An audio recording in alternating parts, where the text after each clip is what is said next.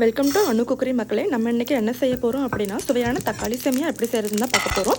அதுக்கு நம்ம என்ன பண்ணணும்னா, கொஞ்சம் ஒரு கடாயில் எண்ணெய் ஊற்றி கடுகு, உளுத்தம் பருப்பு, கடலைப்பருப்பு இந்த மூணுத்தையும் போட்டு நல்லா பொரிஞ்சதுக்கப்புறம் அது கூடவே பெரிய வெங்காயத்தை நல்லா பொடி பொடியாக கட் பண்ணி அதையும் நல்லா வதங்கினதுக்கப்புறம் அது கூடவே நம்ம வந்துட்டு தக்காளி பழத்தையும் போட்டு நல்லா மசியாக வதக்கிக்கணும். தக்காளி பழம் போடும்போது அது கூட நீங்கள் வந்துட்டு பச்சை மிளகாயும் போட்டு நல்லா இந்த மூணு ஒரு தொக்கு கன்சிஸ்டன்சிக்கு வர மாதிரி கொஞ்சம் வதக்கிக்கோங்க. அதுக்கு நீங்கள் இதுக்கப்புறம் என்ன பண்ணணும்னா, உப்பு, மிளகாய் பொடி, மஞ்சள் பொடி இந்த மூணுத்தையும் போட்டு நல்ல ஒரு திக்கான ஒரு கன்சிஸ்டன்சியில் உங்களுக்கு அந்த வெங்காயம், தக்காளி, மிளகாய் மசாலா எல்லாமே போட்டு நல்லா வதங்கி ஒரு கெட்டியான ஸ்டேஜில் உங்களுக்கு தேவையான அளவு தண்ணி ஊற்றிக்கோங்க. ஃபார் எக்ஸாம்பிள் நீங்கள் என்ன பண்ணணும்னா, ஒரு கப் சேமியாவுக்கு நீங்கள் 1லேருந்து 1.5 கப் தண்ணி ஊற்றிக்கலாம், நீங்கள் எடுக்கிற சேமியாவை பொறுத்து.